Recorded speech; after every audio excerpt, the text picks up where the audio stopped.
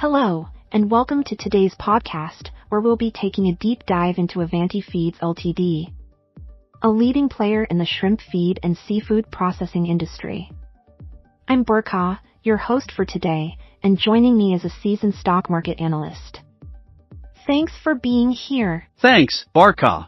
It's great to be here. Avanti Feeds has been making waves in the market recently, and I'm excited to break down their Q3 FY25 performance and what it means for investors. Absolutely. Avanti Feeds has been in the news for its strong financial performance and strategic initiatives.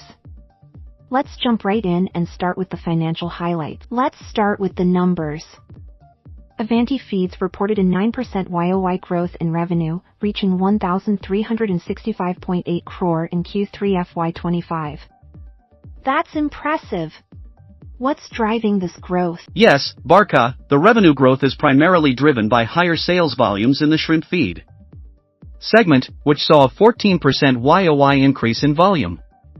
The company also benefited from reduced raw material costs, particularly fish meal and soybean meal, which helped improve margins. And what about profitability? I see that net profit surged by 69% YOY to 140.8 crore. That's a huge jump. Absolutely. The net profit growth is a result of both higher sales and better cost management.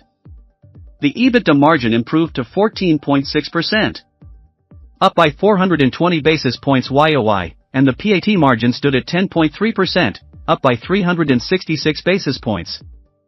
These numbers reflect the company's ability to manage costs effectively while scaling up operations. That's fantastic. Let's take a quick look at the key financial metrics for Q3 FY25 compared to Q3 FY24. As you can see, the company is firing on all cylinders, with strong growth in both revenue and profitability. Let's talk about the industry context. Indian seafood exports reached 1781,602 metric tons in FY24, valued at 60,000 crore.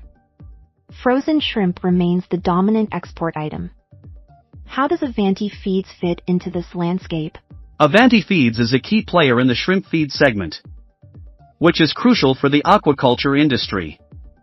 The company's shrimp feed segment generated 1,045 crore in Q3 FY25, up 12.1% YOY, driven by a 15,731 metric tons increase in sales volume. The EBITDA margin for this segment improved to 16.5%. up by 753 basis points YOY, which is a strong indicator of operational efficiency. And what about the shrimp processing and export segment? I see that revenue remained flat at 321 crore in Q3 FY25. Yes, the shrimp processing segment faced some challenges, including higher raw material prices and increased ocean freight rates. However, the company managed to offset some of these pressures through better price realization and favorable foreign exchange rates. The export markets are also diversifying, with 69% of exports going to North America, 17% to Europe, and 14% to Asia. That's interesting. So, despite the challenges, the company is managing to maintain its position in the export market. Exactly. And with the government's support for the fisheries sector, including a 2,704 crore allocation in the 2025-26 budget, the industry is poised for further growth. Let's talk about the future. Avanti Feeds is exploring opportunities to export shrimp feed to the Middle East. How significant is this move? This is a strategic move that could open up new revenue streams for the company. The Middle East is a growing market for seafood, and Avanti Feeds is well positioned to capitalize on this opportunity. Additionally, the company is focusing on value-added products, which are expected to drive higher margins in the future. And what about the pet food venture? I see that Avanti Feeds has partnered with Bluefalo Company Limited to set up a pet food plant in Hyderabad. Yes, this is a very exciting development. The pet food market in India is currently valued at 5,000 crore and is expected to grow at a CAGR of 20%. The plant is expected to commence production by December 2026. And this could be a game changer for the company, opening up a completely new revenue stream. That's a big opportunity. And what about the global shrimp market? I see that the management expects it to remain stable in CY25. Yes, the global shrimp market is expected to see a 5% increase in production in CY25, driven by rising demand for value-added products. This bodes well for Avanti Feeds, as the company is well positioned to benefit from this trend. Let's take a closer look at the financial statements and key ratios. The company's total assets grew to 3,098.19 crore in FY24, up 13.3% YOY. What does this tell us? This growth in total assets reflects the company's ongoing investments in capacity expansion and infrastructure. The gross fixed assets also grew by 19.5% YOY to 781.77 crore, which is a strong indicator of the company's commitment to scaling up its operations. And what about the key ratios?